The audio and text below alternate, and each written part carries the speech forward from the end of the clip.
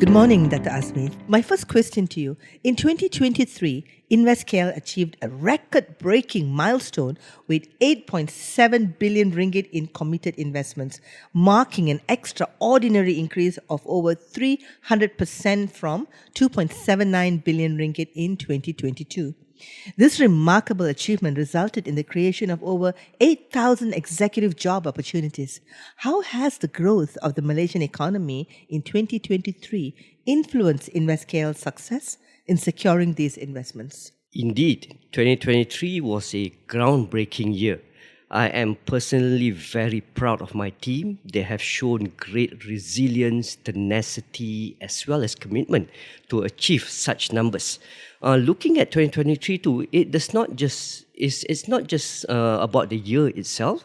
It's also a culmination of the efforts and activities that we have done over the past 10 years that have built up to really put Greater Kuala Lumpur on the map with regards to what companies are looking at from a regional hub activity standpoint. And that's where we saw a great jump in the numbers, 300% year-on-year increase from really 2022. good, yeah. And what we are what we are happy about is the investments were quite consistent across all three regions. That's important. And I guess a number of other ecosystem support, the type of ecosystem activities that's happening, the kind of frameworks that Malaysia has continued to build up that momentum. And certainly with those activities too, is also on the back of the existing 100 of the MNCs. They are already calling Greater Kuala Lumpur as their regional hub. So all this put together really builds that momentum forward, and with that we will be able to secure such large investments. Thank you, Dr. Azmi. What factors do you think have contributed to Kuala Lumpur's attractiveness as a top investment destination despite the ongoing global economic and political challenges? This is actually an important question in a sense that with all that's happening out there, Malaysia continues to position itself as a neutral location. This is evident with the investments that are here today in Malaysia and Greater Kuala Lumpur. It's a good mixture of investments from the west, from the east, and over time too, those type of activities are supported by very strong regulatory framework that has helped to create that confidence among the investors. And topping all that up is also looking at how these investments can be supported either from an ease of doing business standpoint, which the government is focusing upon, as well as looking at what type of activities from a talent landscape too. So all these ingredients put together are crucial when companies are looking at the setup of a regional hub to look at their business, innovation, and talent activities. So put all that together, I would imagine we will have a better positioning and a better standing. And on the back of that too is Malaysia is active on the front of trade agreements. That has also increased the exposure as well as expansion plans for multinational companies to locate their activities here. So these are all making us far much more competitive. That's right, yeah. Datuk, can you share an example of a successful investment facilitated by InvestKL that showcases its positive impact on the local economy? Last year in 2023, there were 12 MNCs that have committed and signed up to establish their regional hubs in Greater Kuala Lumpur. There are multiple examples that I would like to share, but I'll just pick on two. One is an investment from China, Cherry Automotive.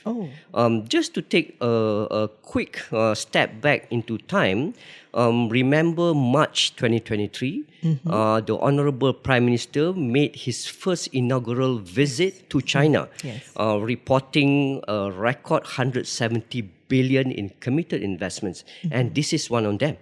We are happy to say that within 1 year, the company Cherry is fully committed to set up their regional hub here, have and establish their right-hand drive innovation and R&D from Malaysia, as they are focusing on the right-hand drive markets, as well as looking at Malaysia as their supply chain hub. So it's very important statement, and the manner in which the speed of their investment movement certainly gives a lot of evidence about how serious they are with these investments. The second one that I'd like to point out is Cognizant. It's a US company focused on engineering IT solutions all over the world. The most visible Cognizant brand today is on the Formula One cars of the Aston Martin Aramco team. And that really intrigued about what is this company about. The center over here have committed to a large investment amount, focusing very much on innovation, on technology, as well as programming. The center as well have also landed and have activities in regards to at least 4 centers of excellence, focusing on quality, on engineering, as well as big data. And they are proud to see that they are supporting 14 languages from this center in Kuala Lumpur. So it's a really, again, a strong testament because many of their talents are Malaysians. I see. And that has leverage upon their offerings throughout the market. Cognizant itself have committed to create another 3,000 jobs. So that's an That's a lot of impressive jobs. number. Yeah. To ensure the long-term presence of MNCs in Greater Kuala Lumpur, a strong ecosystem is essential. Can you tell us, Datuk Azmi, how does Invest Kuala Lumpur ensure this? Yes, ecosystem is key in an investment cycle, and that's where we pride ourselves in looking at pre-investment facilitation, the investment journey itself, as well as the post-investment facilitation. Why I look at these 3 stages is because we need also the support and participation of the people out there. Collaboration with other ministries and agencies, certainly, and also collaboration with the business associations, the chambers of commerce, the other activities within the city that can come together to provide that complete ecosystem. When that ecosystem is in place, that gives MNCs a lot more peace of mind, a bit more certainty, and also if they plan to do something or they wanted to explore something new, they know who they can talk to, and we could also connect with the right collaborators to do that. Putting all that together too, there are 2 specific ecosystems that we are very active in. Number 1 is to integrate the small medium enterprises into the MNC ecosystem. It is a 2-pronged approach in the sense that they would like to localize some of their products and services. And what best is to look at and explore our small medium enterprises that could fit into those cycles of their business that can also be done globally. The other strategy would be then that will also accelerate the adoption of environmental social governance practice in our small medium enterprises. So that's a very important step. The other one is industry academia collaboration. We are very much blessed with many private public universities in Greater Kuala Lumpur, and many of them have shown great eagerness to work with MNCs to an extent of designing their program syllabus as well as their activities. And we have seen great traction with MNCs working with undergraduates and even postgraduate studies in universities. So that certainly gives them a lot of hope, as well as looking at what future plans that they can really integrate in Malaysia and in Greater KL especially. Dato, how does InvestKL plan to capitalize on the projected growth in global technology investment in 2023 to attract and support more investments in the digital and technology sectors for Malaysia? Can you tell us what are the specific strategies you have put in place to achieve this goal? This past 3 years, if we observe the investment headlines, we would notice that there is an acceleration of investments, especially in data centers. It's filling up many of the spaces, strategic locations as well across Malaysia, and let me term that investments as hardware. Hardware investments, right? Moving forward is then how Malaysia and Greater Kuala Lumpur would want to leverage and position the development from a software perspective to utilize the hardware, right? When we talk about the software, it's not about software per se. It's about MNCs coming in, leveraging on the hardware to experiment, to develop new solutions. Another big topic last year was AI and generative AI. We are all puzzled by what is it all about, but it is certainly a big perspective about what the companies as well as public-private sector can explore upon, right? And this is to leverage on those topics. Now, looking at all this development, hardware is in place to develop the software in that space as well. And this is where the important ingredients that Malaysia currently has that we need to develop upon. The important ingredients are our protection or regulatory framework is stable. The types of talent availability, diversity in Malaysia is good. As well as the connectivity and the mobility is good as well. These are the building blocks towards MNCs coming in, building really cutting edge technologies or IP where they need talent, where they need IP protection, as well as what they need in terms of the infrastructure stability. So putting all that together is building up towards those activities. And layering around that also is looking at what are the governments talking about in this particular region. Topics on energy transition is hot. Yes. And energy transition would need to be solved throughout technology as well as innovation, again presenting a number of initiatives that can be available. Topics on green FDI is coming up too. So that's something that companies would be able to look at how they can absorb those activities and how they can deliver all these activities too. And topics with regards to technology will always be there across the industry, be it the manufacturing industry, medical industry, and so on. So putting all these ingredients together, when MNCs locate in Greater Kuala Lumpur, they would then be able to work around the regulatory framework, talent availability, as well as the infrastructure stability to leverage on what is here in Southeast Asia and launch those activities in that scale.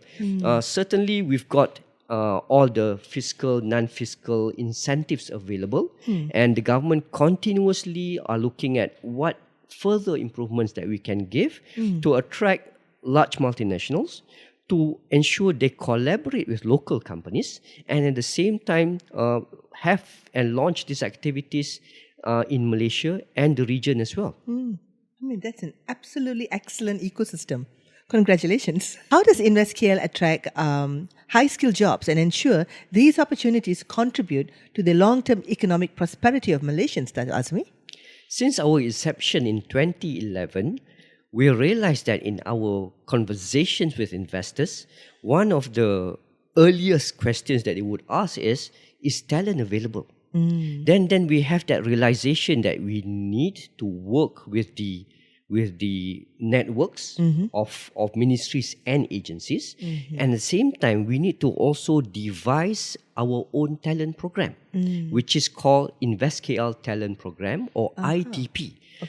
This is to also address and look at specifically what the companies are looking for. When we talk about that, we also have 3 categories where we classify them as undergraduates or fresh graduates, the middle management layer, and the senior leadership layer. Over time, we saw that, of course, many activities are in the fresh graduates realm. All these activities, integration with MNCs, and looking at matching which university to which multinational company, because the wants and the needs of the multinational companies vary. Some focuses a lot more on engineering, on financial accounting, and so on. The last thing we want to do is to say that this is a list of institutions of higher learning in Greater Kuala Lumpur. You go figure out. We do a laser type approach to look at what are the universities good at and match them with the MNCs that needed these particular activities. And this is also very focused in the sense that probably this year the company is looking at financial skills. Okay. But next year they're building up their engineering team and so on and so on. So it is an investment journey that we build upon our InvestKL talent program activities.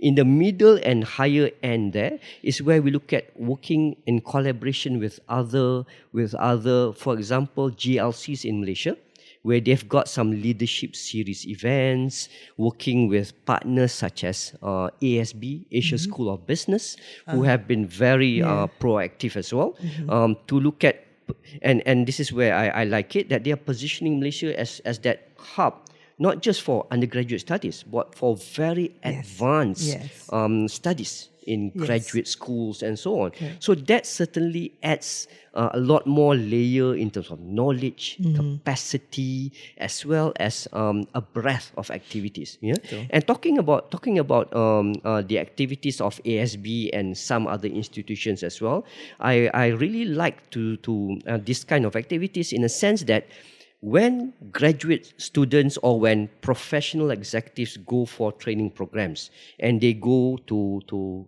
countries outside of Malaysia, most usually the models of business that they're looking at are Western models. And when companies or when universities set up over here, they take the time to look at the Malaysian model, the Southeast Asia model, which is completely different in terms of perspective and approach. And that really gives a lot of insights and breadth to the type of activities that MNCs can do. Betul.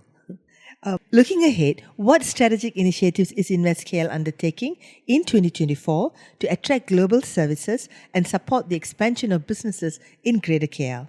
2024 would certainly be an important year for us, where we look at building from our success of the previous years and at the same time leveraging on the specific announcements by the Malaysian government and also not forgetting what's happening out there in the world, right? For example, some of the key initiatives that have been announced by the government is the Madani Economy Framework. That's important. The 12th Malaysia Plan, which is in its last life cycle of 2024-2025. The new energy transition roadmap that creates a lot of excitement into what next that the company or the country is looking at. And also our own Ministry of Investment, Trade and Industry, the new Industrial Master Plan, NIMP 2030. All that put together is important to see what is the next trajectory in terms of activities. I guess about a week ago, the Honorable Prime Minister was saying that he wanted to look at greening the energy supply among Putrajaya buildings. That's an important statement. Probably the next day, there was also a statement made that we will start with the replacement of the government fleet of vehicles, which is massive, right? In terms of looking at EV and all other alternatives. And again, with all these activities, it's not just about taking one and replacing the other or installing a solar panel and things like that. There needs to be close collaboration. There needs to be a careful study. There needs to also be a good implementation of how it's done. And certainly with all this implementation, a certain target to achieve, right? So all this is happening and we must say that it will be very important as we are also looking at projecting, or the country is looking at a projection of GDP of I think 4.5%, and that's an important element too. And what I'm a little bit excited about as well is it's good that Malaysia today is planning ahead for 2025. Why I say that is because 2025 is where Malaysia assumes the chairmanship of ASEAN. Yes. And the planning has started now, which is fantastic. Yes. Because we wanted to address a number of key initiatives, put our ideas forward, and most importantly, drive those ideas for the next 10 to 20 years. And this is where I imagine we should leverage on multinational companies. We should leverage on Greater Kuala Lumpur as a location. We should bring together all the SMEs and academia to come closer and fill up these gaps and push forward towards the development of the economy in 2024 and certainly beyond that. Absolutely. As the last word to all the listeners, what's your message to the world to come to Greater Kuala Lumpur? Greater Kuala Lumpur is a location. It is a product.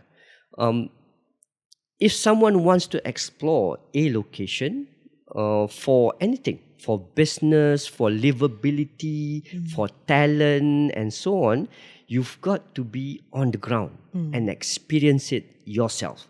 I wouldn't want to talk about the buildings that we have because that's almost equivalent to anywhere else too. But I would like to also talk about the people around. They are quite evenly spread from a business community, from a social community, as well as academia community. There are those activities happening, actively progressing, and many facets or many opportunities where integration of those activities happen. And that's the beauty of Greater Kuala Lumpur. You can walk the streets and almost everybody speaks English, so that's not an issue.